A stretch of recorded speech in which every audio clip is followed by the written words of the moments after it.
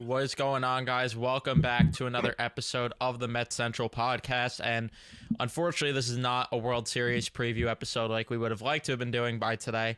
But unfortunately, this is a season wrap up episode because the Mets got eliminated in 6 games by the Los Angeles Dodgers. And they'll go on to play the New York Yankees. So even though they beat us, we're probably going to want them to beat up on the Yankees, but that's besides the point. We're going to be here to talk about everything from the season. David Stearns spoke today, so we're going to talk about that and get into player grades, all that other stuff. And we'll start to, of course, shift a little bit. We're probably not going to go too deep in the offseason talk this episode. That will probably be more so in the next episode when we start to give, potential ideas of who we'd like the Mets to target and all that other stuff. But we're going to get into a lot here. This is going to be a sad episode because of the fact that's the first one since they got eliminated. But before we jump into everything, leave a like on the podcast if you do enjoy. Subscribe if you guys are new, especially if you're Met fans, and turn on your notifications so you know when we upload or go live here. But how are we feeling after the series elimination since we haven't done a podcast or any form of content since? Yeah, look, it is sad because obviously we thought that this was the team of destiny. We thought that this team was going to get it done and win a World Series, but look, it's unfortunate. I think I look at the series in two ways. I think you can both say that they lost and were the better team, and that they also lost and they beat themselves in some points in the series. I think you can look at both of those statements and say, yeah, I could understand that both working at the same time, but yeah, look, it is sad, but what I take out of this whole season is there's hope. And for the first time in a long time, this in especially like if you're not one to look at like moral victories and like moral victories and stuff like that and say like, oh, but we win the whole thing. I get that. But if there is one thing you could look at this whole season and say, is that for the first time in a long time, this franchise has stability. You look at the hierarchy of this franchise and you look from owner, Steve Cohen. You fully trust him. He's a fan and he's going to spend the money. David Stearns, one of the brightest minds in baseball and one of the best presidents of baseball operations, and again, is a fan, wants this team to win. Carlos Mendoza, sure, had a very shaky NLCS, made a lot of questionable decisions, but had a very good rookie year as a manager, and is going to be one of the one of the three finalists for the manager of the year, along with Pat Murphy and whoever else is going to take the final third spot. And then you have the guy who arguably is going to be named captain this offseason in Francisco Lindor. You look at those 4 points of this hierarchy for this franchise, and you're like, tick, tick, tick. I got those four. Finally have stability. And now I think when you look into the future, obviously there's no guarantee that this team will be back in the same position next year. And I agree and disagree with the fact that, fans say like, oh, like sometimes it takes a little luck, it takes a little magic to have a deep run. I agree and disagree with that because, like, yeah, obviously, like injuries do play a part. You do want to be lucky with that, but I think if you're run well, it doesn't really take luck or magic in that instance. Because, for example, right, the Houston Astros made it to 8 straight ALCSs. Was that luck? Was that magic? No, they were just one of the best, well-run organizations in baseball, and they had one hell of a team. Now, look, did they win the World Series every year? No, but like I said, they got the 8 straight LCSs. They went to 4 World Series, and they won 2 along the way. And I think we're at this point now where we want the Mets to make deep runs every year. And look, obviously they're not going to win the World Series every year because that's unrealistic. You're not going to win a championship every year, but you want to make those deep runs every year, and you want to be there because eventually one of those runs you're finally going to get it. Like we see with the Dodgers. The Dodgers are always there. They're always there. Sure, people may not look at the 2020 World Series as a serious championship. I do because a chip is a chip at the end of the day, but look, they keep getting there, and finally this year, again, they made the World Series, and hopefully they take down the Yankees this time. But I look this franchise for the first time in a long time is on the right path, and I'm at least very happy about that. Yeah, I think that's what's keeping fans a little more off the ledge versus previous years, and that's why I at least haven't seen any Met fan that was like genuinely angry when they lost. Like I think the universal feeling is it was more disappointing that they couldn't squeeze out the 6 more wins that they need to win it all. I think that's more the universal feeling than, all right, well, fuck this team. Like they're screwed going forward. Because if we're looking at everything objectively here, I mean, they made this run with like one of the worst bullpens I've seen assembled in my life. They made this run with a bunch of arms that really overachieved. If we're being completely honest here, like there are a lot of guys on this team that overachieved, and sure, some of it, like Sean Manaea, is because of the fact that he did change the way he pitches with the arm slot, and that's like actually something that is sustainable. But they got a lot of innings out of guys that we didn't expect them to. Like if you told me, now I can finally say it because I've been honestly like thinking it, just couldn't say it. The amount of innings they got out of Sean Manaea, the amount of innings they got out of Luis Severino, if you told me going into the year they'd get this many innings out of those guys, I wouldn't have believed you, because I penciled them in easily to both miss some time at points, and even Catan, I thought he would get hurt at times. And I questioned the rotation mostly with the health. They got more production than we thought. And then when you get to the offensive side of things, I mean, look at how far they got, despite the fact that some of this lineup was really subpar down the stretch. I mean, you had unplayable outfielders at points, you had unplayable infielders at points, and they still managed to get to the point they did, which I think is what is giving fans, including myself, you, and everyone, that optimism going forward. Because now this is like, you've said it multiple times, and I'm just going to reiterate it. This is the biggest offseason in franchise history, because if you go out there and make the necessary tweaks, I mean, I don't see a reason this team can't make the playoffs at the very least next year. Because sure, obviously you don't know how far you're going to go. You don't know what teams you're going to run into, but there is like no reason you shouldn't be making the playoffs, bare minimum, winning 87 plus games next season, following up what you did, especially with a roster that, if we're looking at it objectively, overachieved in a lot of areas, and also ran into a lot of scenarios where, I'm trying to think of the right wording for it, because I don't want to call it luck, because it's just not necessarily luck, but like you had guys getting hot at certain points that were just the right time. I don't know. It doesn't make sense the way I'm wording it, but either way, you had a lot of guys that overachieved. I mean, yeah, you basically had guys that came up and they played their part every time they had to be called upon. And it was the next man up mentality. And it was bouncing around between every guy. Pete necessarily didn't have like a long stretch this year where he absolutely dominated, but he had some big home runs here and there. Nimmo obviously didn't have a great season, but he had a couple stretches where he was good. Obviously, Lindor, apart from the start of the year, he carried this team. He had the emergence of Vientos, and even Francisco Alvarez, who, on paper didn't have a great year, but he even had his stretches where he was just, you couldn't get him out.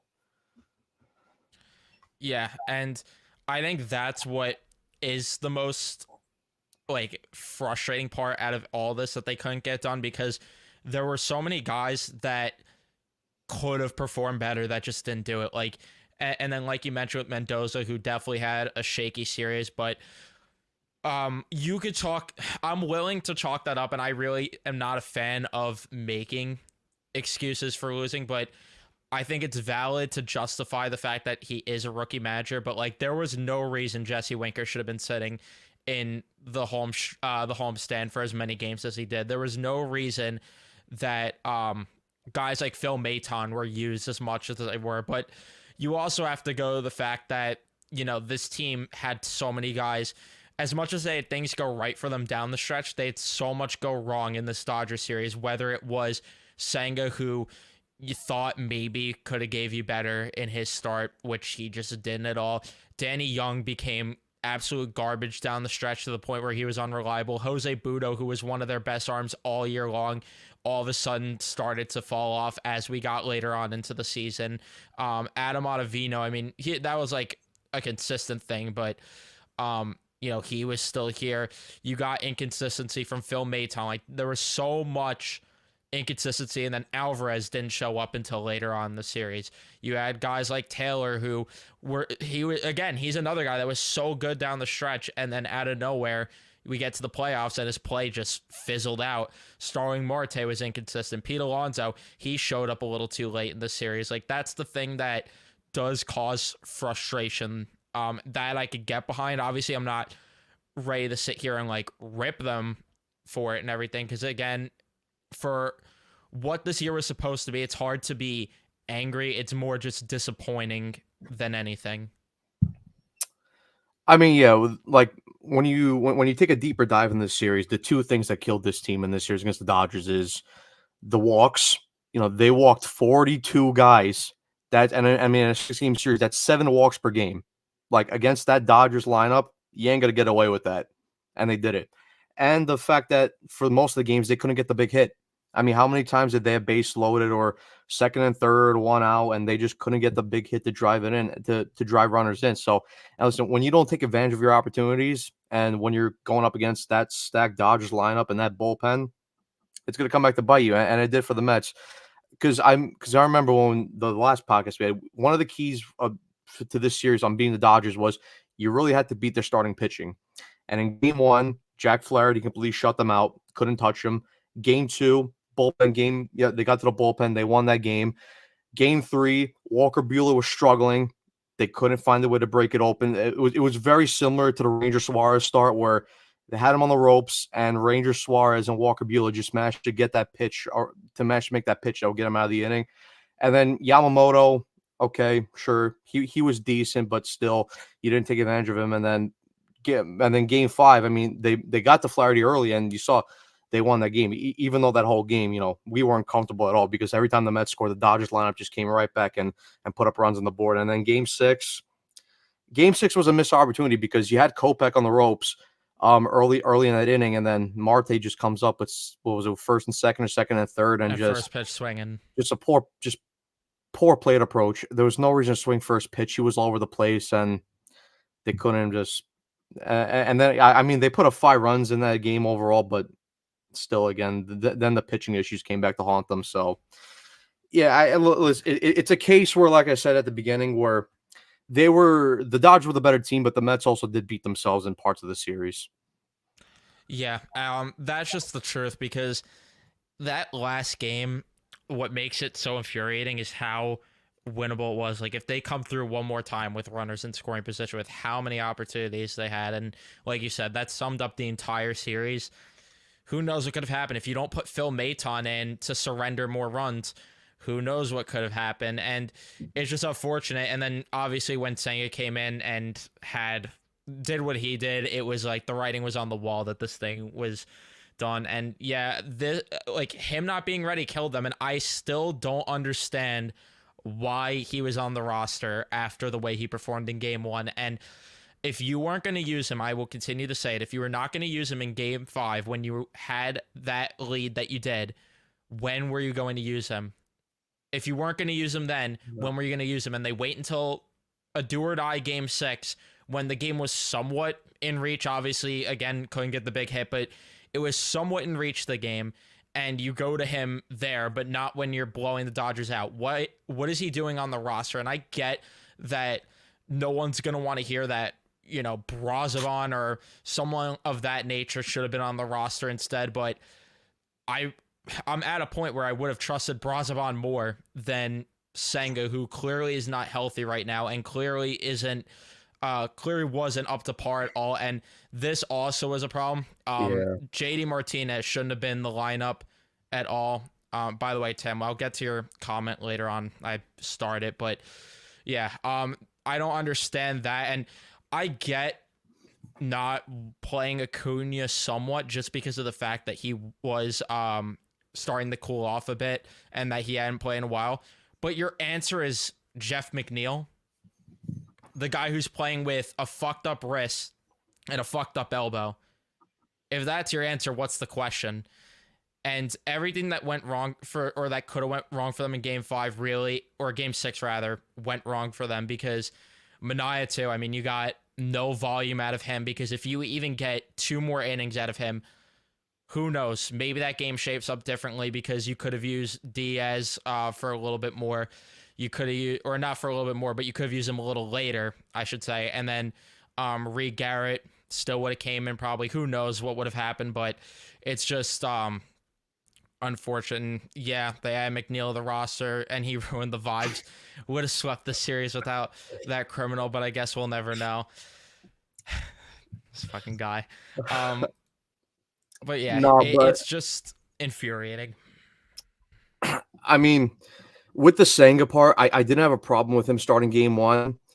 And I think the problem was more that they didn't pull him after the first inning, because I'm like, okay, at least you tried it. And it was only 2-0 at that point. And 2-0, it's not a lead where you can't come back from. But the problem was and it looked like at first that he was gonna get out of it, and then I forgot who got the big hit to make it 2-0. But yeah, and then he came out again for the second inning and just he couldn't control any of his pitches.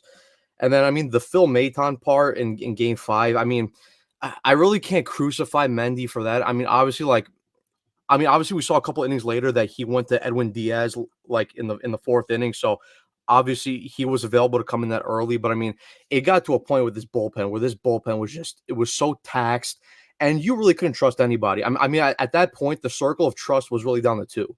It was Diaz and Stanek, and maybe Reed Garrett, maybe. Because there was portions of each appearance where like he would start off well and then he would just give up a homer right at the end. After the first 3 batters, and then the JD Martinez and Winker part, I didn't understand, because Winker was hot all postseason. JD Martinez, I'm sorry, I love the JD Martinez ad at the start of the year. We were calling for it, but the guy just doesn't have it anymore. He doesn't. He looks lost up there.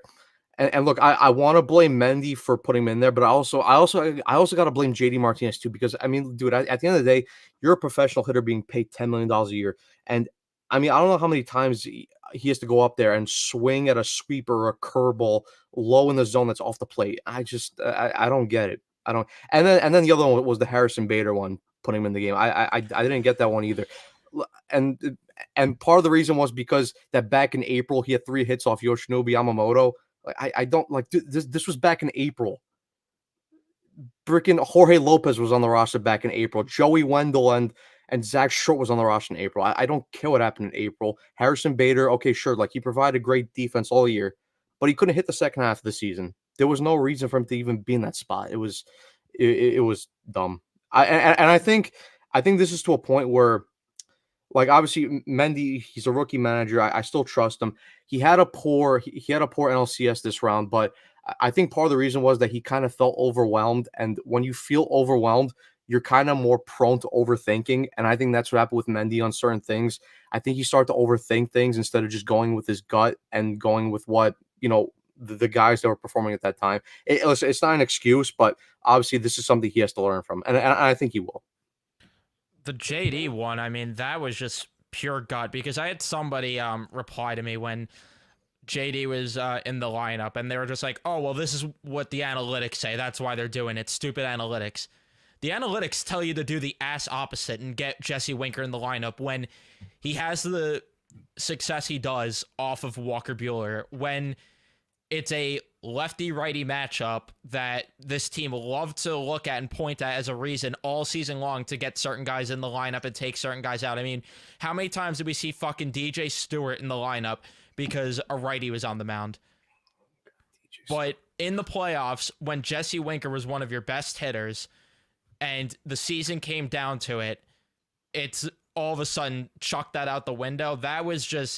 That's indefensible managing. Like, there's not a single world. Game 4, sure, maybe you could convince me because of the reverse splits, but even then, Yamamoto said, fuck you, I'm just going to start throwing my breaking ball, and all of a sudden the Mets had no answer for that. So there's really no excuse for that decision. Sure, some of the other ones maybe you could defend, especially, I mean, I can't defend using Maton as much as he did, but I also could understand the sense of who the fuck were you going to, because like you said, we didn't even have a circle of trust by the end of this.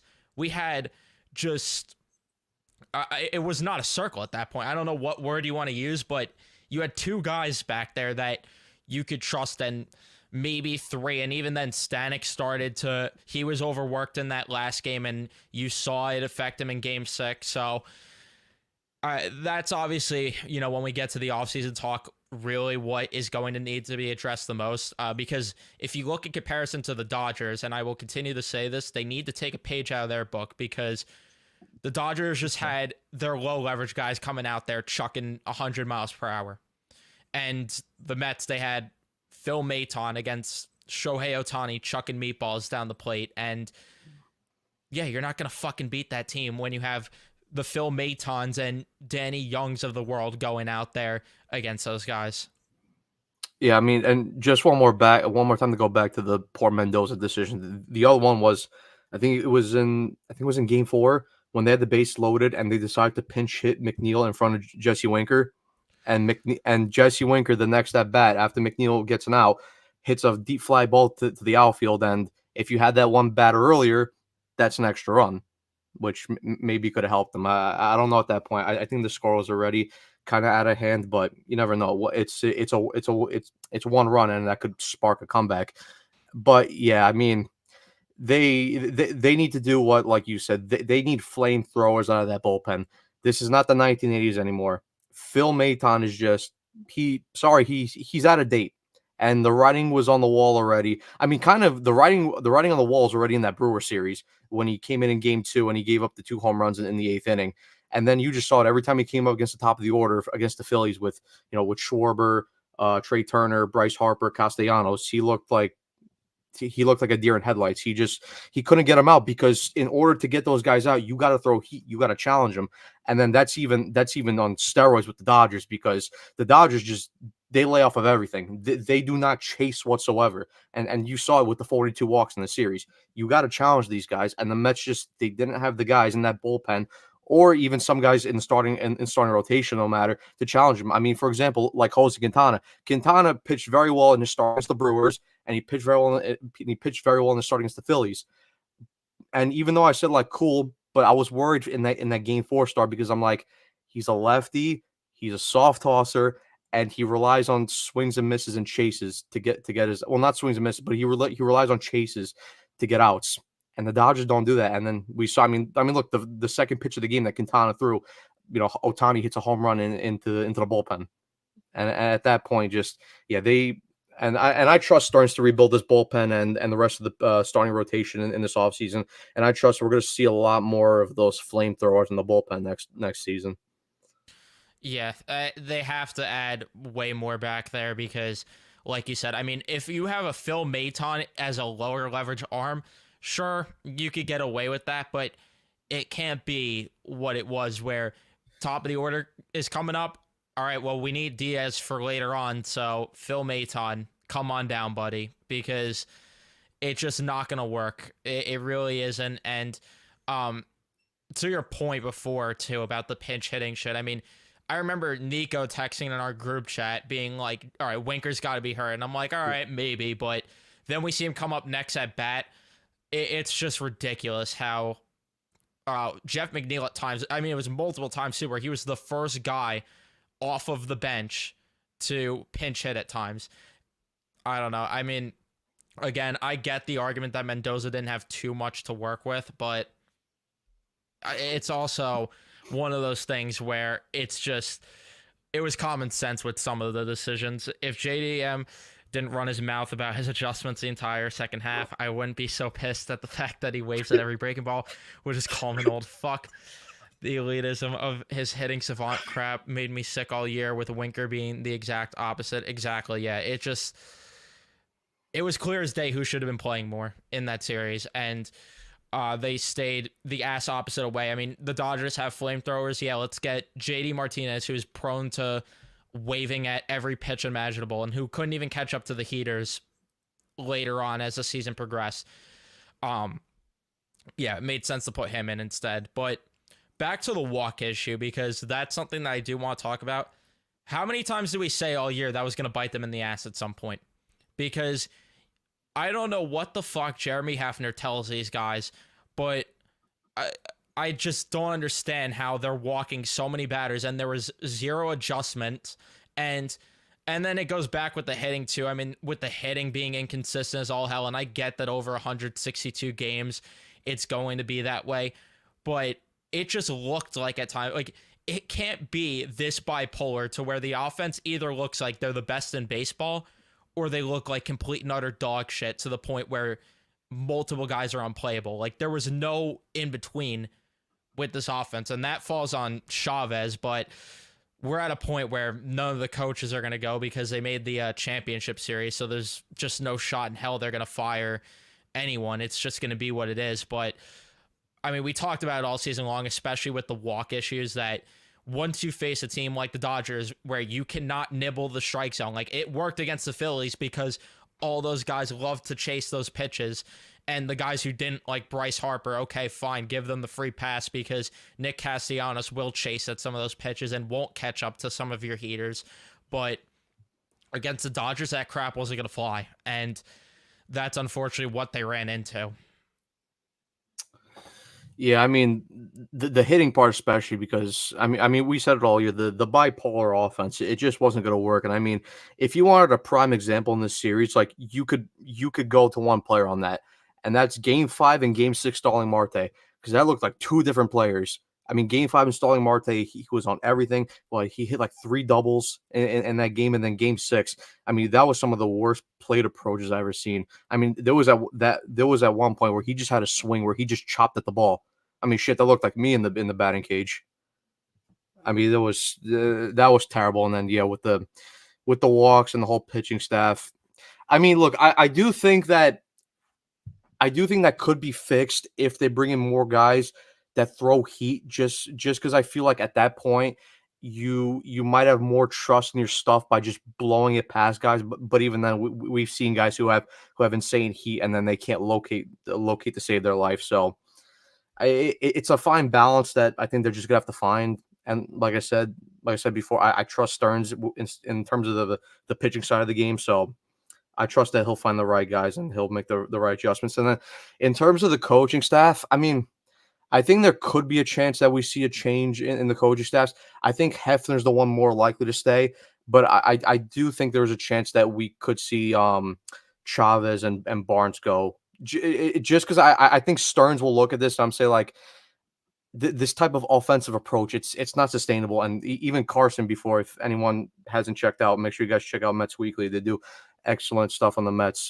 They do great podcasts, and even he said that this type of plate approach and this type of hitting approach, it's not sustainable and it's not going to work. And I'd rather a whole new approach and a whole new hitting coach for next year, especially with some of the guys on this roster. Like, I mean, we've seen like with Francisco Alvarez. Like Francisco Alvarez should be a pure power bat, and we're turning him into a singles hitter. I mean, we're just wasting potential at that point. And it's the same thing too when with Brett Beatty, how he was doing fine every time he got sent down to the minor leagues. It's like he's killing it, but the second he's up here, Chavez sees him pulling the ball. Nah, I don't know about that one. But obviously there is some of it on the player. Like, I'm not giving Brett Beatty, of all people, a significant pass for that. But either way, yeah, like you said, like Carson said, this is just not sustainable. I would be shocked if they fire Chavez. I would be fine, honestly, if Barnes just took over. And I wouldn't hate if there's a world where they struggle out of the gate next year and then they fire Chavez and Barnes stays, because 2023, he was running the show with their offense, and they looked better. Like, Nimmo had a good year. He started pulling the ball more, and you got better numbers out of a lot of guys. But, I mean, the fact that team won, I know they weren't a 500 team, but the fact that they won the games they did, despite having guys like Jonathan Aruz trotting out there in the second half every game, like, I don't know. I wouldn't hate it, but I would be shocked if they do any changes in that regard. The only thing I could see in terms of a change, like personnel wise, is adding a GM. But we also heard David Stearns talk about how he's not feeling urgent to hire a GM, which I'm fine with. And this goes to this comment, and I would stay the fuck away from Matt Klentak. I don't see anything with him. I mean, what he did with the Phillies, really, he didn't really do anything good in Philly. And he got to work with some financial flexibility there. I would stay away from Klentak personally. I mean, I think the only point with Chavez is, And Carson brought this up on the last podcast, but I think there could be a chance where he goes and I'm praying that if a team wants to hire him as a manager, because then obviously they're offering him a position up, so then he would be free to leave. So we'll see. We'll see if that happens. And I know there has been a rumor over the past couple of years that teams would be hired. I mean, they would be interested in hiring Chavez as a potential manager. So hopefully we'll see what happens there. Yeah, and we'll segue more into the Stearns comments. But do you have anything else to add, like with the series or anything that was on topic before we transition to that? Now we can move on. So, David Stearns, I mean, really said most of what we would expect in terms of the season as a whole, being like, yeah, we want to build off of this, make the team a sustainable winner. Had some interesting comments about Pete Alonso, or I should say interesting, again, more of what we expect him to say, saying that hope we have him back. Pretty much said that about every single upcoming free agent. So, which we'll talk more about that stuff later. But I think the comment that does stick out to everyone the most is what he was saying about the financial flexibility this offseason. And he had to say this about the offseason coming up. The entirety of the player universe is potentially accessible to us. That's an enormous opportunity. I envision us taking advantage of that opportunity and being aggressive in certain spaces. And later on, I can't find the exact quote, but he was talking about how they have all the dead money coming off the books, so that also will get them to spend a little bit more, and we'll see where that goes. But outside of that, notable comments, like I said, with the GM thing, he said he wasn't really urgent, which again, I'm fine with that because I would prefer for him to just run the show anyway. But were there any comments that stood out to you that you want to dive deep into? No, I think just going back to the financial point of state of view. I mean, obviously the Mets going into this year, they did have the highest payroll at 317 million, but when you dived more in depth into it, like their active payroll was only 186 million dollars, and that was just because all of that money was just dead money. Obviously the Scherzer contract, the Verlander contract, the McCann contract, the Narvaez contract. I mean, all that money's coming off the books, so the Mets could have a lot of financial flexibility to spend this offseason. And there's a couple guys out there that obviously, we want, potential ace that David Stearns worked with in Milwaukee and the potential number 22 in right field that might make a big impact next year if he comes here. But yeah, I think the one aspect, and I know he brought it up with talking about with Ronnie Mauricio. Now he hasn't That's the other thing I forgot to talk started about. baseball activities yet. I mean, look, I mean, it was a bad injury, obviously, because he tore his ACL. But I mean, guys do progress at different stages, so obviously he's just taking a little longer than other people. I'm not completely worried yet. I mean, let's just see. I mean, if we get to spring training and he's still not doing anything, then that's more of a point of concern. But let's see. The thing that I'm really wondering is, and obviously this is kind of more in terms of all season talk too, how are they going to handle the young guys next year? Because there's a lot of guys knocking on the door for potential starting spots. I mean, obviously you got Drew Gilbert, you got, I think Ryan Clifford still may be maybe a year away from making this team, but you still have Acuna who came up, had a big impact later in the year. Let's see how he'll push for a spot next year. You have Mauricio, and then obviously you have Brett Beatty. I don't think Beatty's in the plans personally. Just by the way Stearns was talking about him, I know he said all like potential and stuff, and he's still developing. But at the end of the day, the kid's 25 years old. I mean, if he's not really going to develop now, then there's not really a time that he's going to develop. So I do think that we see Beatty in a trade eventually this offseason, whether that be for a pitcher, a reliever, or maybe another depth bat in the lineup. And then also with Brandon Sproat, because if you look at the rotation right now for next year, the only three guys that the Mets really have as starting wise, I know McGill's on there technically, but I'm not going to count him in this case. The only three guys they have so far is Senga, Peterson, and Blackburn. So you really are going to need obviously two if you want to do five-man, but I think just because of Senga and the fact that he didn't pitch the whole year this year, and he's still not used to the 5-day rest thing. So I do think that they will go to a 6-man rotation this year, and even Stearns mentioned in the press conference today that there will be points in next season where the Mets do go to a 6-man rotation. So they're going to need 2 to 3 pitchers in the offseason this year. And Yeah, and that obviously, was another. yeah, no, I was going to finish because I forgot it. But obviously, Sproat's going to be fighting for one of those spots too. I would assume. Yeah. And that is a good point. That's gonna be interesting to see how they're gonna put all these guys into the fold. And there was also that comment, since you just reminded me of how he was talking about how they're gonna have to add multiple arms for the rotation. So that's also a little bit of an eye-opening comment to hear him say that they're gonna add multiple arms. And he was also talking about at one point how they want to utilize the trade market and how he likes using the trade market. So we'll see how this offseason shapes up. A lot of interesting comments. I do agree with you entirely on Beatty. I think at this point the ship's got to sail. If he's not starting for you every day next year, then what's the point of keeping him around if you could get something of value? Like, the only reason is if you can't find anything for him, then obviously that's a different story. But yeah, I just don't see a reason at this point.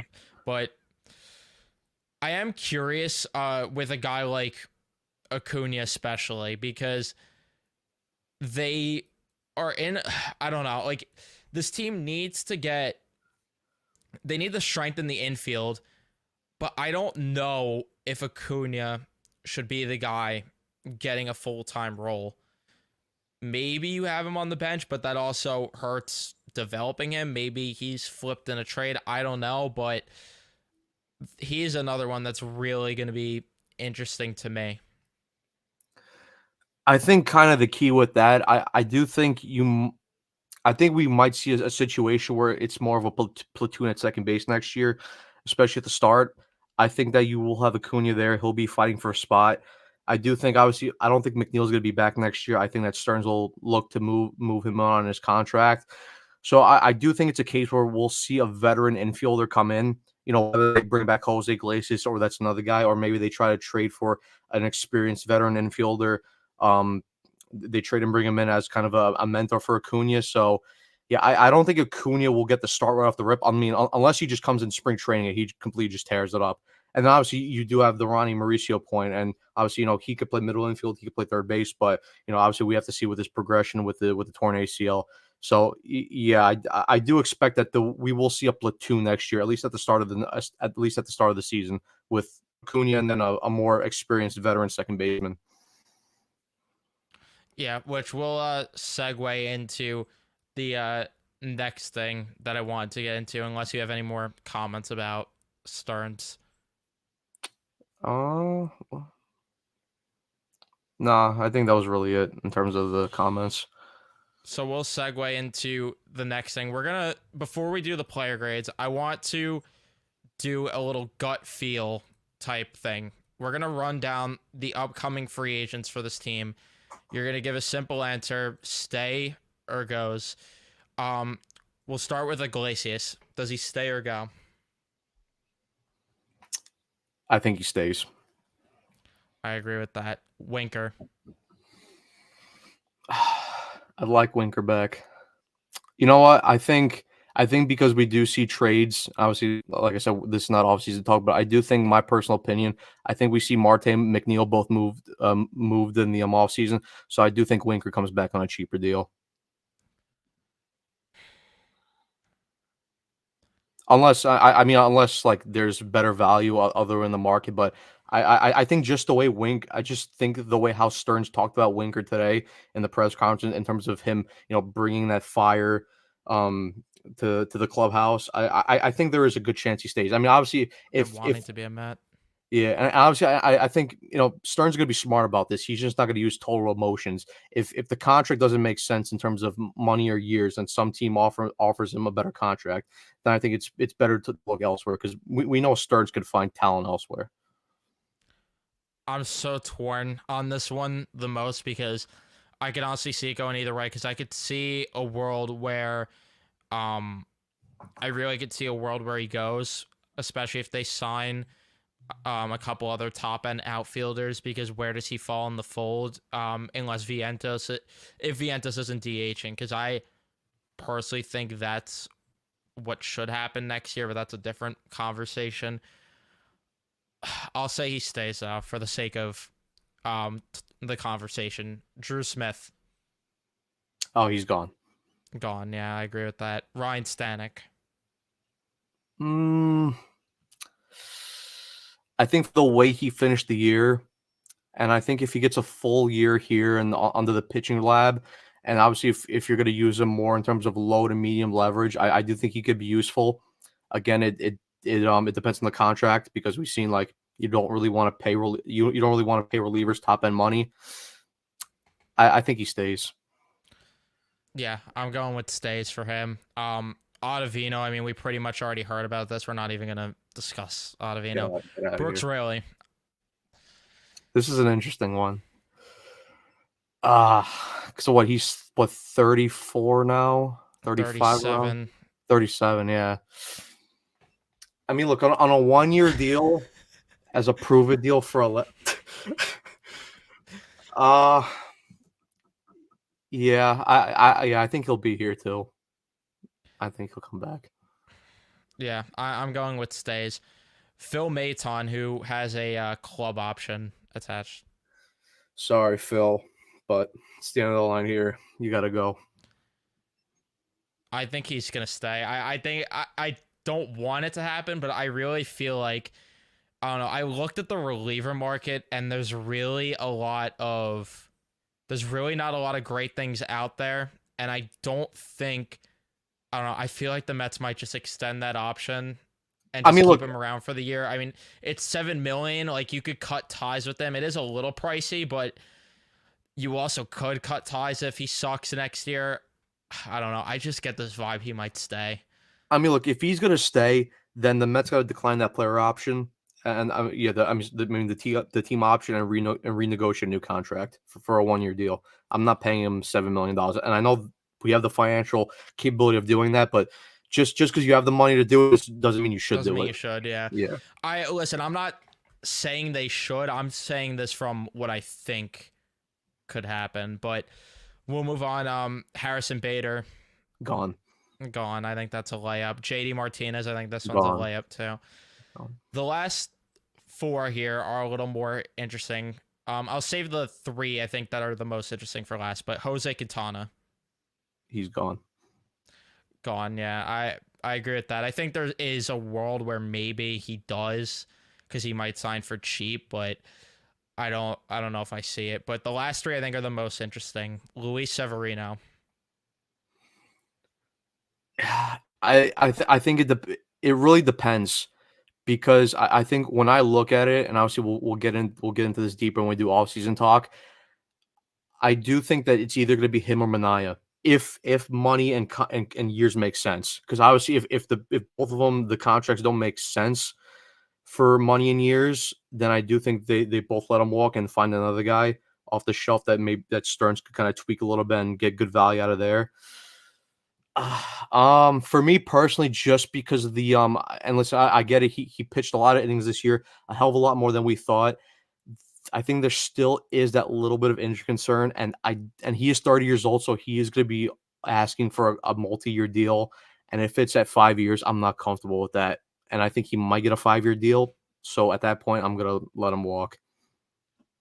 I think he goes also. A lot of that has to do with the fact that there is a free agent that I do think they're going to be in on, which again we'll talk about when we get into free agent discussions throughout the offseason. But I think that, and yeah, I agree with this. I think he gets a John Gray type of contract, and I'm not paying Severino that type of deal either. I think that what you got from him was a flash in a pan, and I think you gave him a 1-year deal for a reason. Like I don't know, take the value you got and just run with it, and I would move on. I agree with you 100% though on that. I think he's gone, and I think that it's what you said, and this is why I have the logic. I think they're gonna take a flyer on a Severino type this upcoming offseason to fill in the void of what he gave.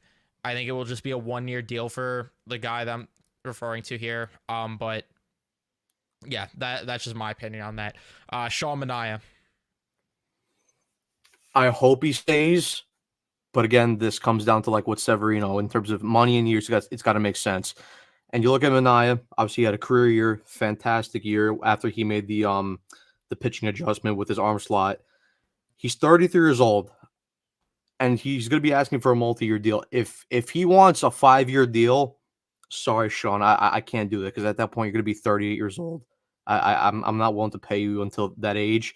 If it's a 3-year deal, sign me up. If it's a 4-year deal, I'm kind of a little hesitant, but I'd probably still be willing to do it. I think just because I think he really wants to stay here, and I think they'll find some. And I think they'll find a way to make a deal happen. I think he stays. Fuck, I don't know. I'm posing the questions, but I don't know. I think I don't know, I'll go with my gut. I think he goes. I'll go with my gut on this one. Pete Alonso, this is obviously the most interesting one because of the way the playoffs went down. Career Met. Does he sign an extension to where he will retire as a Met, or does he go to the Angels, the Cubs, wherever else it may be? I mean, look, he could be our forever guy. Not Andujar, not Bird, not this is an interesting one. Obviously, didn't have a great year in terms of I know the regular number looked fine, but when you really dug deep into his numbers, it wasn't a great year for Pete. He didn't have the greatest postseason, but he certainly did have some clutch home runs along the way. I mean, the Game 3 one in Milwaukee, obviously, had the big home run to make it 3-0 in Game 2. They lost that game, but still a big home run, and obviously the Game 5 home run against Jack Flaherty. I'm torn. I'm torn on this. I think there is a possibility where a team just comes in and overpays him. Artie Moreno. I think he goes. I think he goes. I agree, especially because of the quote about from Moreno that he wants to spend more money this offseason. That screams doing the Albert Pujols mistake all over again with Pete. I think he goes, and I just don't think. I think Stearns wants to find other guys. I think the vision, honestly, is going to be to just slot Vientos at first to open up a door for somebody else to play third base, whether they sign a third baseman, trade for a third baseman, roll with one of the younger guys. I think Pete goes too. I agree. So outside of Manaea, I think we were on the same page with everyone. Yeah, we were on the same page with everyone but Manaea. So we'll move on to the last thing that we'll do here, which is our player grades for the season. We're not going to go over everyone that played on the team throughout the season because I like we know Joey Wendell sucked ass. Like there's no reason to get into that. But let's get into the guys that actually had somewhat of a reasonable impact, especially down the stretch. As I was saying this, we're starting off with someone that didn't even make that big of an impact. Huascar Brazaban. D. Yeah, I would go D minus. I mean, the only thing that you could really applaud him for is he ate innings. He ate innings at points when they needed him to. Jose Budo. B minus. I give him a solid B minus. I think he came up big, especially kind of earlier in the start the second half. You know, when Mets really didn't have a lot of reliable arms in that bullpen. He came in. He gave him some big high leverage innings. He looked good. Kind of tailed off, then kind of looked better towards the end of the year. And obviously, even at the start of the year, he came up and he was a starter, and he kind of offered some decent starts. So B minus for Budo. I'm gonna go C plus. I love big butts. I can't lie, but I don't know. The way that he was pitching down the stretch where he became so unreliable, and that's what makes it interesting more with the playoffs. Like, this changes everything with the grades. That's what drags it down a little bit because obviously you appreciate that he gave starts early in the season, then was able to transition into a multitude of different roles because at one point he was a mop-up guy, then he was a 2-inning high-leverage guy, and then he just became a 1-inning high-leverage guy. So you got to appreciate that part, but I'm going C plus on this one. With the player grades, is it just regular season or regular season and playoffs? I think we got to include both. Okay, so then I dropped my grade down to a C plus because just Okay, he struggled in the playoffs. fair. Edwin Diaz.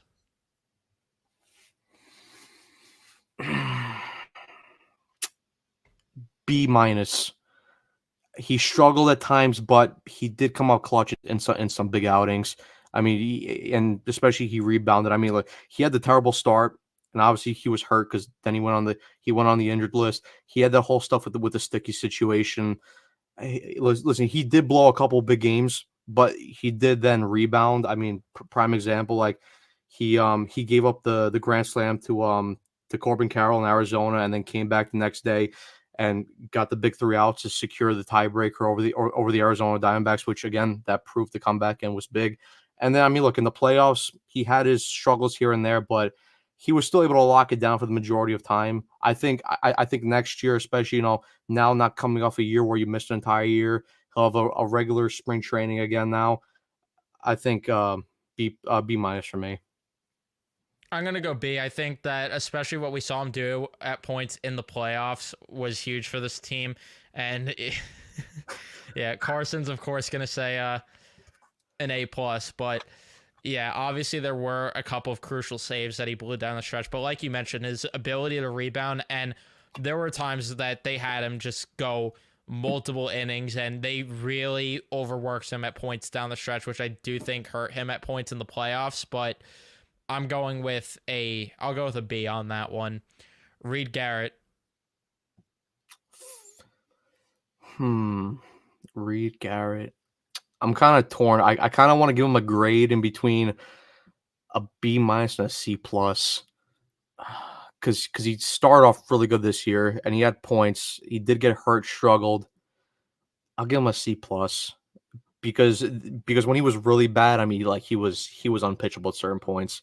So yeah, C plus for me. I was hoping you were gonna say B minus, so we didn't have the same one. But yeah, I gotta go C plus too because of the fact that, I mean, it's not to his fault entirely. What happened because he was really overworked at the beginning of the season. He got crucial outs for this team early in the year, and then obviously things spiraled, went on the injured list, and he was just up and down the rest of the way. So I will go with a C plus on that. And Garrett was a fighter this year, but that dude needs anxiety counseling. Looks like he's gonna vomit half the time. Honestly, you're not wrong. Just trotting out to the mound, he looks like he's gonna vomit. Sean Manaea. A plus. A plus. I mean I know the start of the year wasn't exactly great. He did have the walk issue, but I mean after he made that pitching adjustment with the arm slot after the Brave series where he looked at Chris Sale and made that adjustment, he was just really good. I know he had the odd start here or there where he wasn't great. I mean, obviously the Seattle start comes to mind. He didn't have it that day, but this team needed an ace at some point this season with Senga going down, and Sean Manaea was the one that stepped up and provided that ace qualities for this team. A plus. I'm gonna go A minus. Just because of the fact that the last start that he had, and again, I don't want to ridicule him too much, but they needed more from him in that last start against the Dodgers. And like you said, the first half of the season there were a lot of issues there, especially with the walks. And I know that it's hard to judge this a guy like Manaea just because of the arm slot change, because it's really talking about two different pitchers here. But since it's a player grade as a whole for the season, I gotta go A minus just because, I mean, you got good value out of what you gave him, and he ended up being the ace down the stretch. But yeah, obviously not. I don't know. My standards for an A plus are just, it's Jacob deGrom. I can't lie. Yeah, That's the but only issue. I'm also kind of looking at through the contract and the value they got out of him. That's fair. So yeah, that's why it raises for me. That's fair. Phil Maton. Nice. This one's rough. C minus. I mean, look, he came in and from the time of the trade until the end of the regular season, he was really good. He gave him some valuable innings, got him some valuable outs, but the postseason, he was just bad. He was bad, and it started right from the end of the eighth inning of Game 2 against the Brewers. He just didn't have it all in the playoffs. So yeah, C minus for me. I'll go D plus. The way that he pitched down the stretch was just, inexcusable. And I still think that some of it is on Mendoza for using him in the wrong spots. He should not have been in as many high leverage situations as he was. I mean, how many times did we shout on this podcast that he shouldn't be facing the top of the order?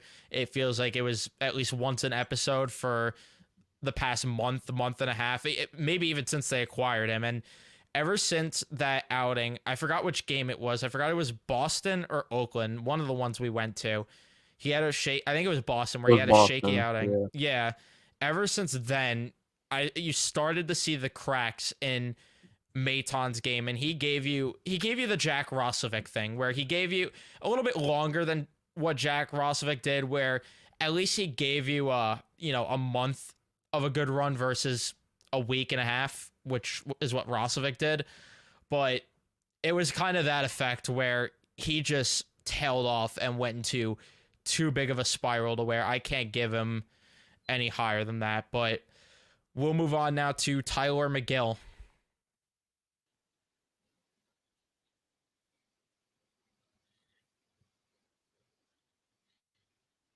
I don't know if I'm lagging for you or not, but Yeah, it's lagging really bad. oh, it's still bad? Oh, actually, yeah, it's better now. Better? All right, Tyler McGill. Carson, I know you're going to give him an A+. D. You know what? Maybe D+, just because at the end of the year, he did give him some decent outings. So, yeah, I'll give him a D+, but he just wasn't great the whole year. I mean, he really struggled at the start. Yeah, I mean, he had a chance to take a roster. He had the chance to take a starting rotation spot, especially with Senga going down, but he didn't really take that opportunity. And then I know he came back up. They slotted him back into the bullpen. That didn't work. Went down again, and yeah, he had a decent stretch where he came in at the end and gave him some decent starts when they needed it. And then the postseason, he was just not great. So yeah, I'll give him a D+. Yeah, I'm gonna have to give him a hard D because honestly, it's just like he said, it sucks because he didn't take advantage of the opportunity that was given to him. And a lot of that is because of the fact that like he needs to cut out some pitches from his repertoire and be a full-time reliever. Like a lot of these guys, it's hard to fault because of the roles, especially a guy like him too, where his role was changing so much. Like at one point he's a reliever, at one point he's in the rotation for an extended period of time, and it was just so Jekyll and Hyde the way they used him as well. But you could have got more, and I expected more, even though maybe I shouldn't because of the fact that we've seen McGill not thrive. But it's just like there's things with him that there is a good pitcher in him. Like there's something good in Tyler McGill. It's just a matter of getting it right with execution. But I mean, the one or two pitches, depending on which one it really is. But the pitch he has to cut out is that slider/cutter, whatever that is. Because if you look at every big home run down the stretch he gave up, or even big hit, it was off that pitch. I mean, the Albies home run in Game 161, it was a cutter/slider inside. He took it out. The Castellanos at bat in Game 2, again a slider cutter that bled over the middle of the plate. And then the home run he gave it to Ohtani. Listen, I get at that point it was already a long gone game, but it was still that pitch. He's got to cut that pitch out because it does not work for him whatsoever. Yeah, and I think that if they can make that adjustment for him, I think that could change the conversation. That's one of those guys that Met fans won't like, that he's going to get a lot of appearances out of the pen next year, but you got to try it because he's going to be here, whether people like it or not. And I think at this point, you have to let the ship sail with him as a starter, and they have to find other guys that can make the spot starts like a Paul Blackburn. But we'll move on to Denel Nunez. This one's very near and dear to me. This one hurts. It's going to get a solid A-. The guy was just solid all year, and you really felt the impact of his injury when he went down. I mean, the first time they were kind of able to get away with it, but then the second injury that he suffered, I mean, it just hurt. And listen, maybe it doesn't have an effect in this Dodger series, but it doesn't hurt to have a high quality arm and a high leverage arm like that in that bullpen. Nunez could have been valuable, and maybe it could have been the difference in that Dodgers series. Yeah, I'm only going. I don't know. I gotta go B plus just because I gave Mania an A minus. I feel like I gotta go B plus just because of the fact that he wasn't available for you down the stretch. I mean, it's simply that, and I still don't understand why he worked an inning and 2/3 in his first outing back from an injury, and I think that was part of the problem and part of the stupidity. But he's another guy where they just overworked the fuck out of him, especially in July. And he ended up on the shelf and came back for one appearance against the Padres, and then we never saw him again. But yeah, he's going to be a guy that's going to be relied on heavily next year, and it sucks that they didn't have him down the stretch. But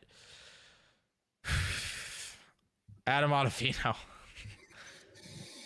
I mean, it should be an F minus, minus, minus, minus. No, but he said it would be foolish to I let go know, of him. I know. So. Okay, the only reason, like, if there was, okay, I'll give him an F plus, and the only reason why I'll give him an F plus is because in game 161, he actually did come in for an inning, and kind of when they were down 3-0, and he got him through an inning against top of the Braves order that got him eventually to get to that big comeback. That's the only reason I'll give him an F plus, just because of that one really good inning.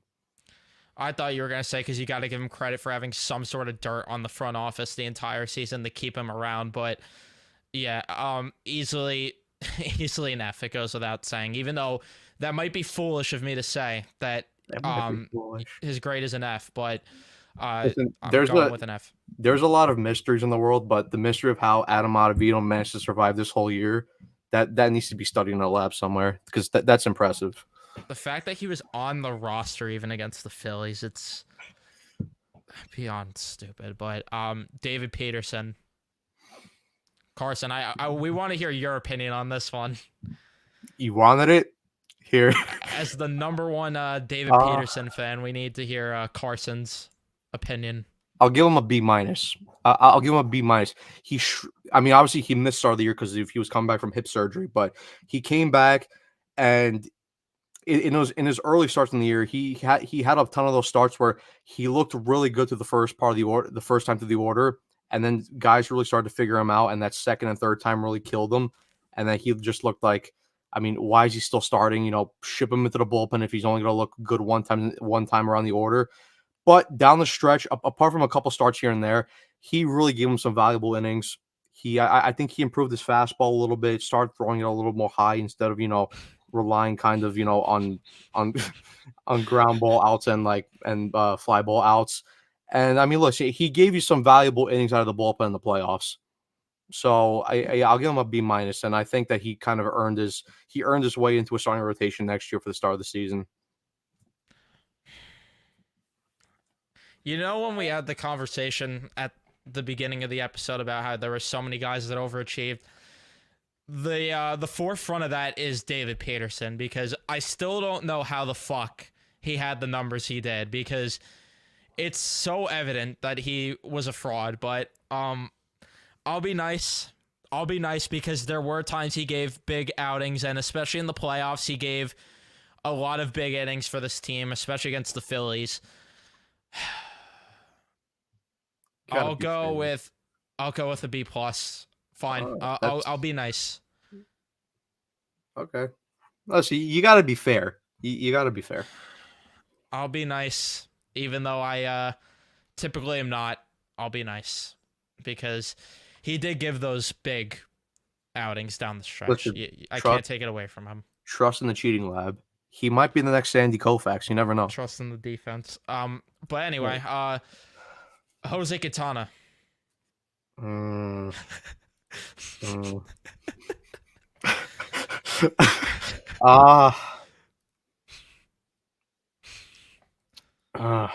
He should get a grade anywhere between a C minus and a D plus. I mean, he gave you those because he gave you those two really good starts against the Phillies and the Brewers in the playoffs, I'll bump it up to a C minus. But he wasn't great for the majority of the year. And I think he's just one of those guys where, listen, he's had a nice long career, but I think now it's just one of those things where the game's kind of passed him by. soft tossing lefty. We're gonna start to see more of those guys phased out of the game now. So yeah, just because the 2 playoff starts, I'll give him a C minus. You're being nicer than I am because I gotta give him that hard D here because this is more of a selfish reason. Uh, I genuinely felt so fucking bored every time I had to watch a Jose Katana start. Like I knew that I was locked in for a 3-hour game minimum. That's part of the reason. I won't take away that there were times, especially down the stretch, where he did step up and produce for this team. And hey, he did have the playoff numbers he did until that start against the Dodgers, but it's more of a selfish reason where I just couldn't stand watching him pitch. I couldn't stand the fact that he was even on the team for a while, but I'll go with that. I'll be somewhat polite, I guess. I mean, look, that Oakland game was just it was a fireable offense, and like Carson mentions, the catapult or the slingshot was ready off the Whitestone Bridge. Yeah, Carson was ready to slingshot him off the Whitestone.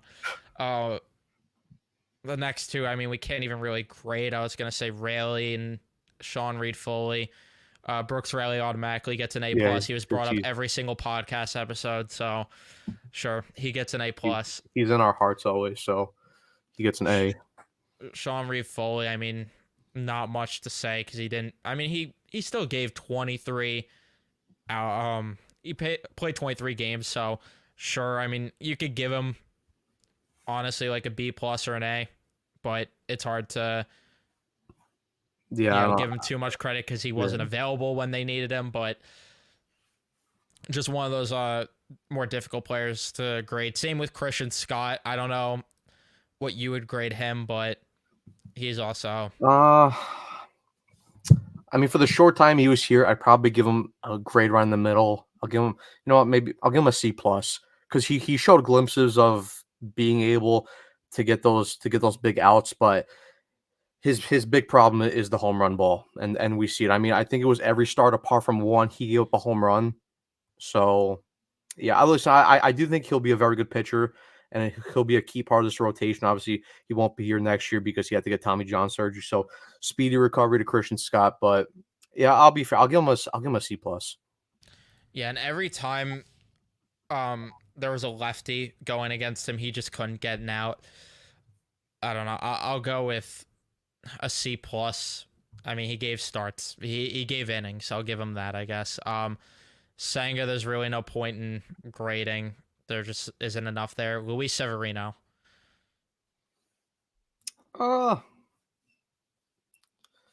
in between a B and a B plus. I'll give him a B plus. I think he started off the year really solid.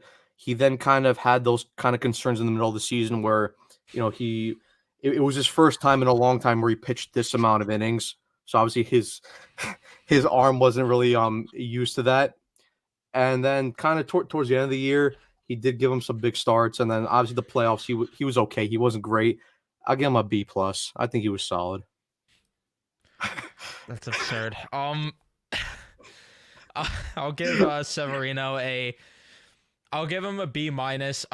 Just because of the fact that there were like the inconsistency with him got to a point where it was annoying at times. Like there were some starts where he was just walking too many batters, some starts where he was letting up too many home runs, and every time we hit like the 6th inning, he ran into a wall, and it was virtually impossible most times he was on the mound to get more than 5 1/3 or 5 2/3 of an inning from him. I get it that you got more than what you probably expected from him to begin with, because I did mention that earlier, but that's part of why he gets a B minus. But it wasn't. I don't know. He was all right. He was good for the value. He was good for the value, but I mean, Drew like Smith. he was no Carlos Carrasco light. Like, let's just say that. But yes, he was better than Carlos Carrasco. We won't bring that up. Drew Smith, there's no point giving a grade. I honestly gotta give him an A plus though for somehow convincing people into thinking that he's good still. So I guess he's got that going for him. He gets an A plus for hooking up with models. I'll give him that. But The swim models, between the swim models and people thinking that he's good, you got to give him an A+ for that. I mean, I wish that could be me. Ryan Stanek.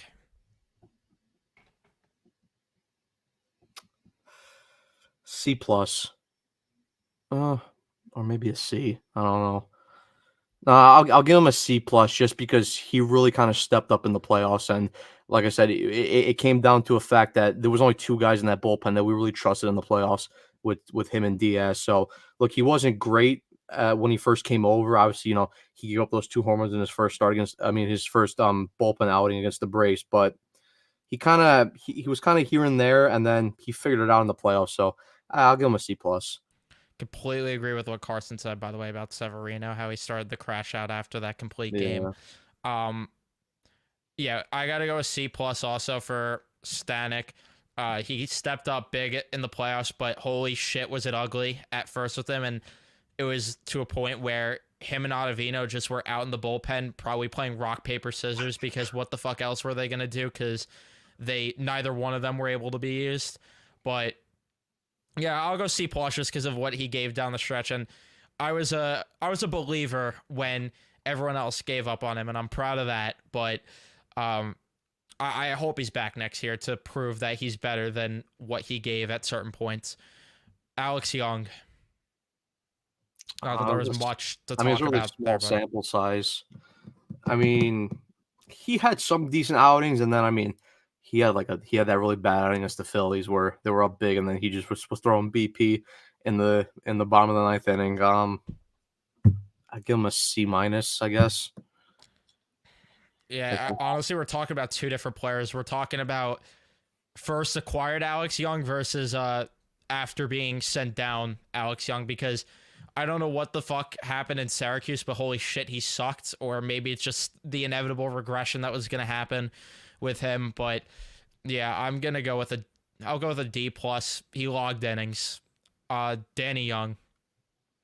Man.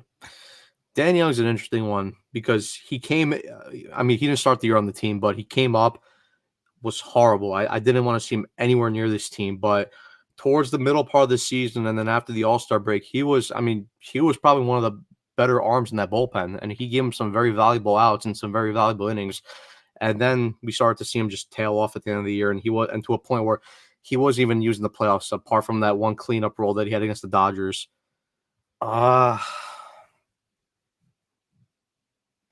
C+. C+. Yeah, I'm going to go with the C or C- just because he was unreliable at the end of the year. I mean, he didn't even step on the mound in the playoffs until the game was so out of reach at one point where they just had to use him. So I got to go with that for him.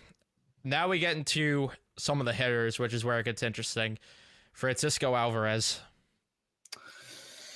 Yeah, this is a tough one. I'll be a little nice because he's still young.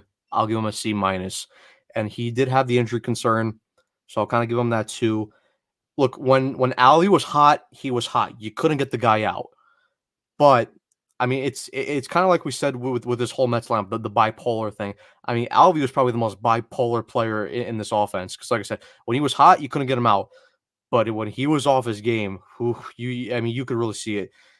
There was that point in the year where pitchers were just blatantly throwing him a breaking balls off the plate low and away, and he just couldn't lay off of them. Did he have a couple big home runs here and there? Yes, but he was not great. Now look, he's still young. He's only 22 years old. I think maybe with a change at hitting coach that could help him, and I think there is still a lot of potential in him.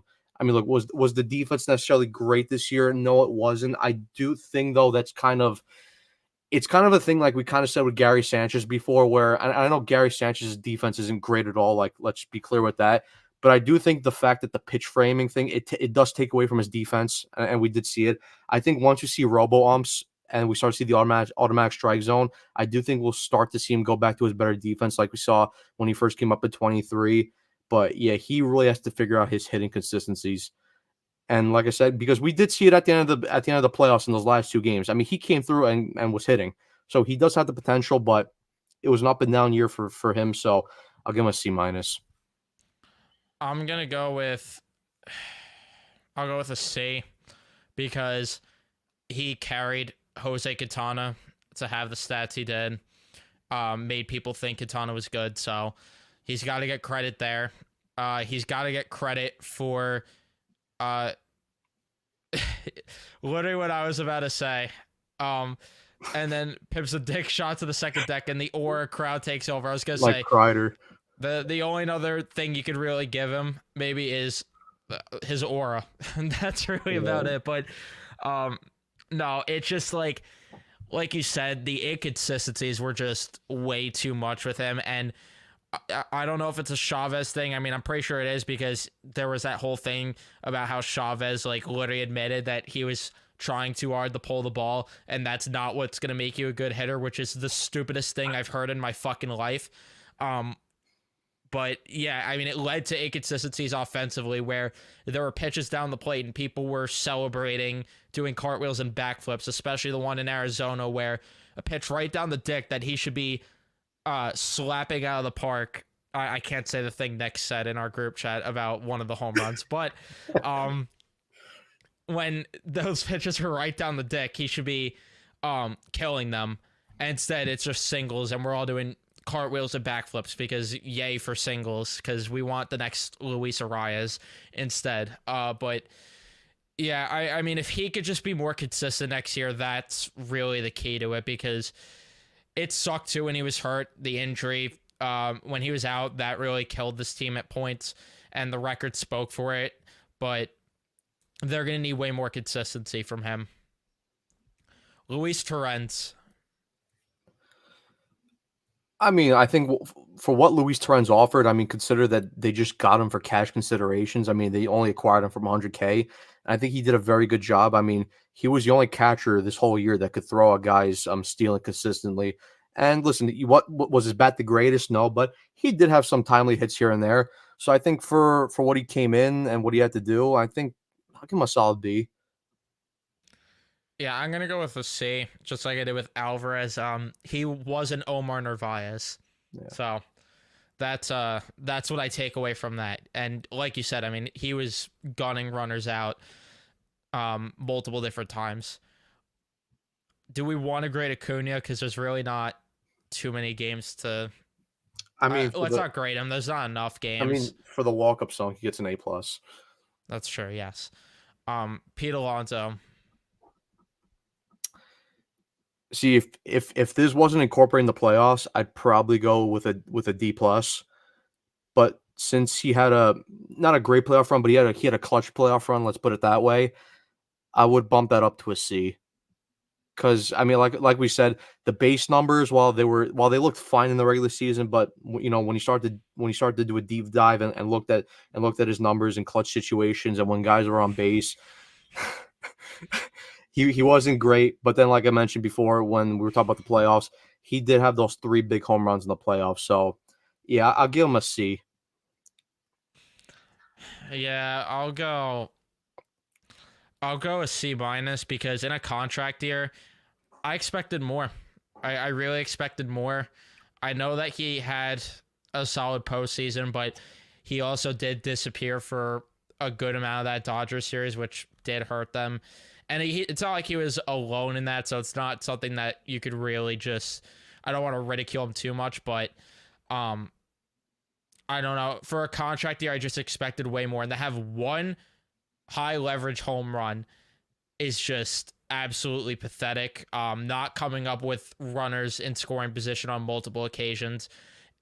I just expected way more from him, and he disappointed, unfortunately.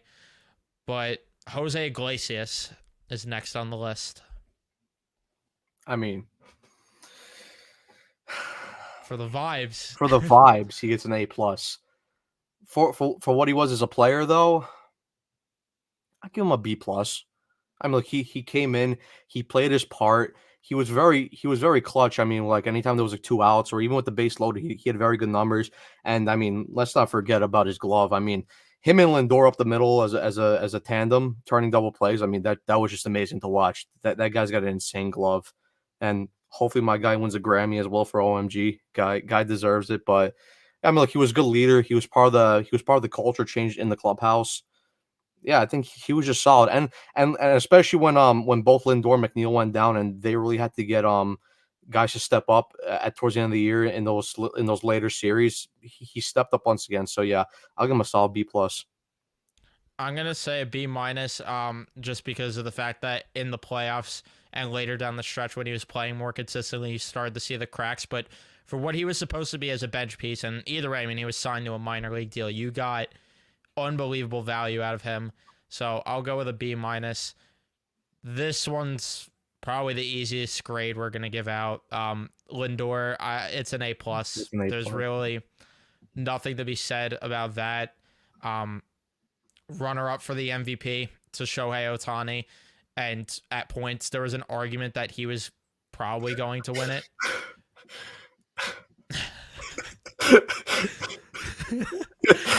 Oh, Carson, don't worry, it's coming up. Do you have anything to say about Lindor before we get to? Well, I mean, what isn't there to say? He's the captain. He's going to be named the captain this offseason. He's a leader. I mean, listen. I mean, the only thing you could knock him for is the start, because it was a bad start. But other than that, I mean, he carried this team to the playoffs. So yeah, A plus. I agree. Yeah, and even with the slow start, I could give him an A plus. And yeah, and how he wasn't nominated for a Gold Glove, I'll never know. But oh, sure. I won't say my answer on stream, but the great, the happy, the misunderstood, as Carson put it, Jeff McNeil. Yeah. He's got to get a D minus. He's got to get a D minus. I mean, I thought we would kind of see a bounce back year from him, just because we kind of like what we saw in 21, 22, or 21. He had that bad year. 2022, he ended up winning the batting title. I thought it would have been the same, where he had the poor season last year. He'll bounce back this year, but he wasn't great. I mean, he had that stretch after the All-Star break where he was hitting well, but yeah, he wasn't great in the playoffs. I know he just came back off an injury, and I guess his defense was all right, but no, McNeil's got to go this offseason, so D plus. I'm just waiting for it in the comments, but I'm going with a D minus, because yay to him starting to hit for power at one point and pulling the ball, which lasted a solid 2 weeks, and then he got hurt. There's really nothing to say. I mean, he was flat out dog shit this past year. Unplayable outside of that 1-2 week run where he realized pulling the ball is a better thing than trying to slap hit all over the diamond. And I know Carson's probably going to mention the fact that he whines every time too. When he doesn't, he's typing up a long one. The fact that we didn't get a response yet is intriguing. That's what I'm trying to buy time for right now, but yeah, he was dog shit, and he can't be here next year. And then the injuries on top of that. And again, I get that injuries happen, and it's not necessarily a player's fault every time, but I mean, he just wasn't available. And honestly, it was probably for the better, because holy fuck, he sucked in the playoffs too.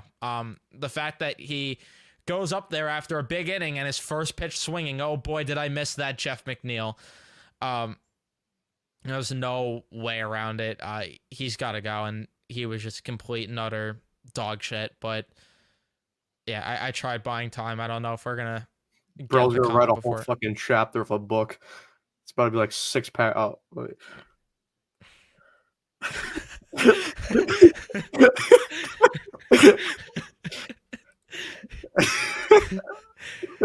Egotistical contact whore. You're in full support of what Lindor did in the dugout that night too. Definitely wasn't a rat or a raccoon. We'll move on to Mark Vientos, which he gets an A plus. I mean, he didn't start the year. He took that personally, like what he did in Game 2 against the Dodgers when they intentionally walked Lindor to get to him with the bases loaded. But yeah, I mean, the guy just had an all-time. I mean, not an all-time season, but he just had a season that came out of nowhere. I mean, like I said, he didn't start the year with the team. He came up, hit that big walk off from against the Cardinals, got sent down, then came back up, took the job from Brett Beatty, and then ever since then he just took off, and the power in his bat is just it's crazy. And then even the defense. I mean, all we heard for the past couple years was Vientos is not a good defensive player. And look, I mean, was he a Gold Glove third baseman out there? No, but he provided some solid defense on third base. I know he had those two mess ups in the one against the Phillies and one against the Dodgers where he bobbled the ball at third base, or maybe no, oh no, maybe yeah, no, that was both against the Phillies actually, but yeah, no, he was really good, and then his postseason was just insane. I mean, he had the 3 home runs, the two against the Phillies in Game 2. He had his Daniel Murphy He, run. yeah, and then he actually was 4 home runs because he hit the one in Game 6, He had and then 5. Game 5, yeah, yeah, I mean, yeah, A+. I'm going A just because of the fact that there were hiccups defensively, and because holy fuck, he's the slowest base runner I've seen in my life. Yeah, But it's okay, Mark. I believed in you and no one else did. Me and Mac. Shout out to Mac.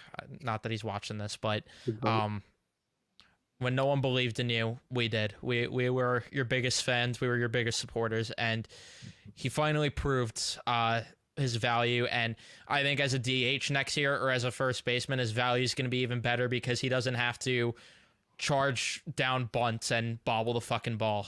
I mean, listen, for me, I'd rather Daniel Vogel back, but That's fair. Yeah. we got to play the vets, man. We got to do that Buck mentality. You just got to sit and watch and learn. It's still insane too how Darren Ruff made the team last year for a bit. Or did he get cut in spring? No, he got cut in spring training. Yeah, you're right. He did. Yeah, I don't know why I thought he made the team for a bit of that 2023 season. I don't know. Anything that a rough touches turns to shit. Harrison Bader. I mean, there's Bader, and then there's La Bader. Two different guys. I mean, look, I can't say anything about his defense because for the whole year he played a really good he played a really good center field. The bat, though, I mean, he was decent in the first half of the year. He did get some clutch hits, but the second half of the year killed him. I mean, he was just an automatic out every time he went up there. I'll give him a C-. I'm gonna give him the hardest D imaginable. Like, this is like a really hard D that I'm gonna give him because he played great defensively, like you said, add some speed, but outside that, I mean, he swung a fucking pool noodle at the plate. He was for sure. He was so dog shit down the stretch. I mean, he couldn't buy a hit, so I'll go with that. Starling Marte.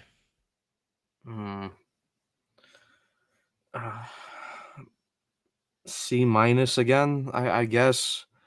I mean, the guy had a relatively healthy year. Like, 'cause, I mean, he didn't miss the whole year, so I'll say relatively healthy. But also the fact that he didn't hit a home run since like June 21st. That's what I was I going to mean, bring up, yeah. that wasn't great. I mean, look, was he okay in the field? Yeah, he again wasn't great. I mean, like he had some good games here and there, but then like we saw in Game 6 where he just had some games where it's like, bro, like where's the plate approach? Actually, I'll go deep. Yeah, I'll go D+ from Marte. Actually, I'll bump it down.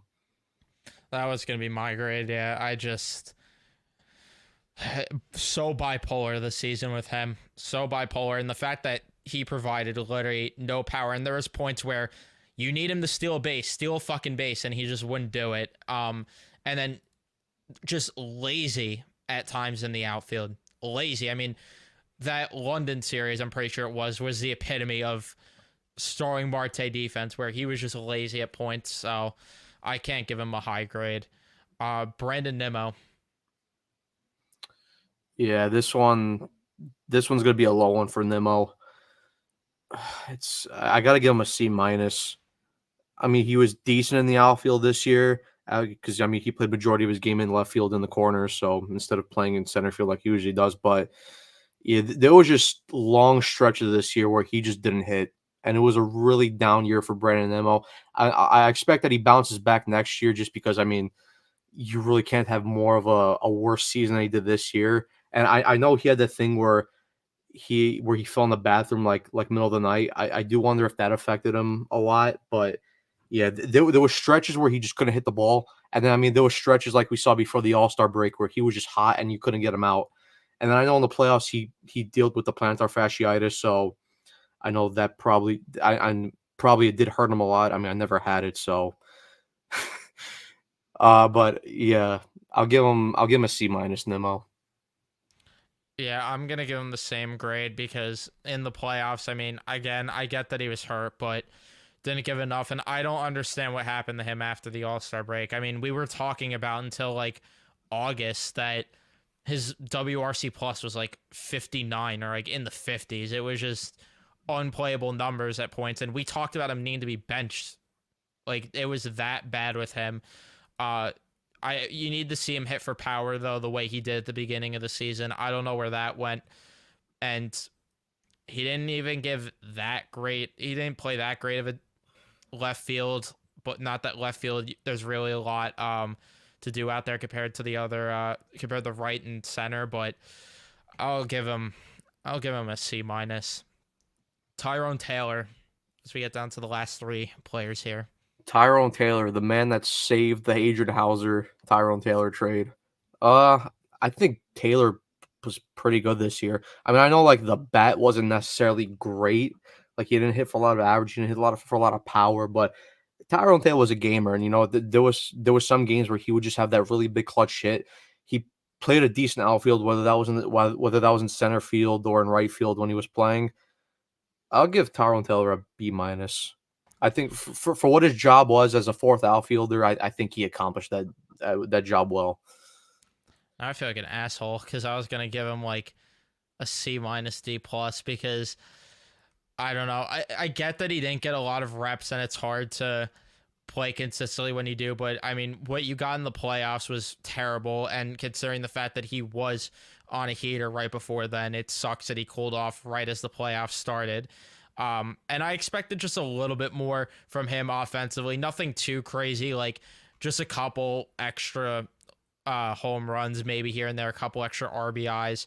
But the speed that he would give, the defense he played, especially the defense was great. And I am glad that he's the one under control for another year versus Bader because I would much rather roll the dice with Tyrone Taylor versus Harrison Bader, who does at least have some sort of offensive abilities because you can't just have, and this was my biggest complaint, you can't have two guys that are strictly defensive guys playing out there or on your roster that often. Like you needed more offense down the stretch, and he gave you some of it, but it cooled off so quickly, and that's what's difficult for me. So I'll say a C minus there.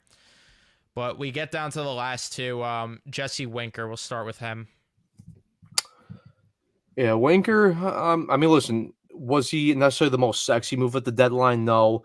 He came in, he was hitting for average, but you really saw that the power wasn't there at the start, and I mean, you really saw that in his WRC plus. It wasn't high at all, and especially in his OPS when he first came here. But he got that first home run against the Orioles, that walk-off home run, which won on the series. Didn't really spend a lot of time in the outfield. I mean, was he necessarily bad in the outfield when he played? I mean, he was okay. He wasn't great. But you started really to see him come on towards, I mean, even like towards the end of the year, he wasn't great because I know he was dealing with that back issue, but he did have a decent playoffs. I give him a solid B minus. I'm gonna give him a C plus just because there were a lot of rough stretches with him. Um, After they acquired him, it was like pretty ugly at points. But yeah, because he stepped up big in the playoffs, and because of the fact that there were big games where he did step up, I gotta give him a C plus. And now we got the guy who needs to be a family man, JD Martinez, Mr. May. What do you grade Mr. May? Sorry, JD. I got to give you a D plus.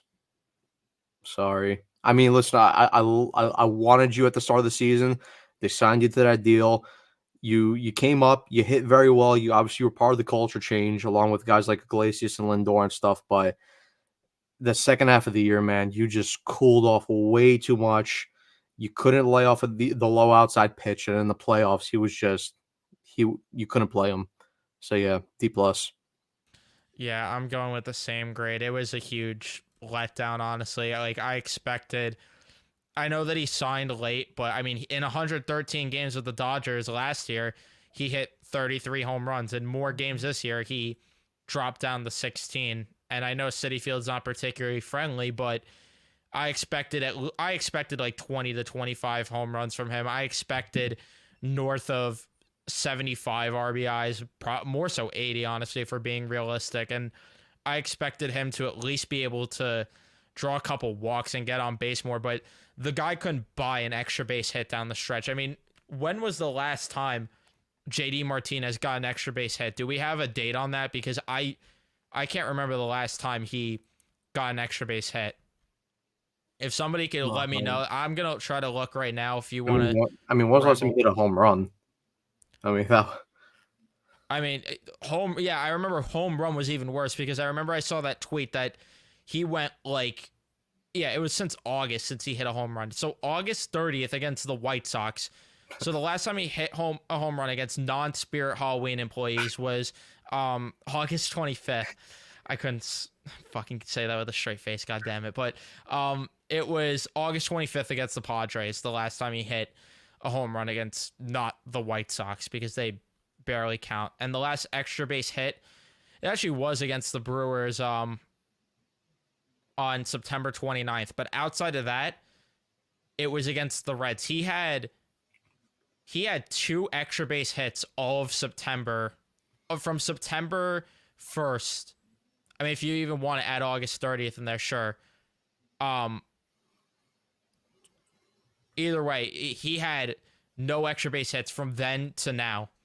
So just a complete letdown. I don't know what happened to him that he regressed so quickly. I don't know if he was checked out and ready to retire at that point or what, and he was happy to collect the $10 million, but he was dog shit down the stretch. So no, I'm lowering my grade. I'm going with the D. He was so underwhelming.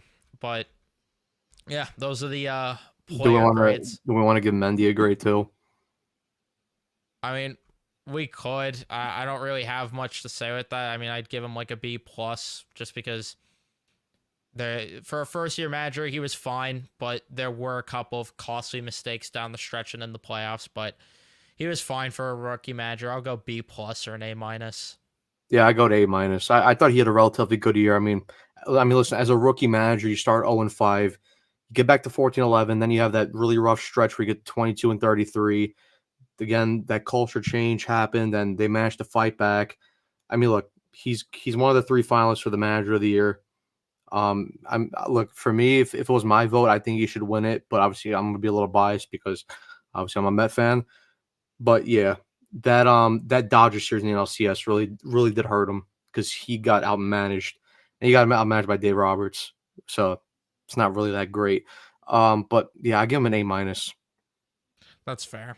Yeah. Do you have anything else though to add before we wrap it up here? Since we're almost at an hour 40 already. And of course, the man in the seats gets an A plus.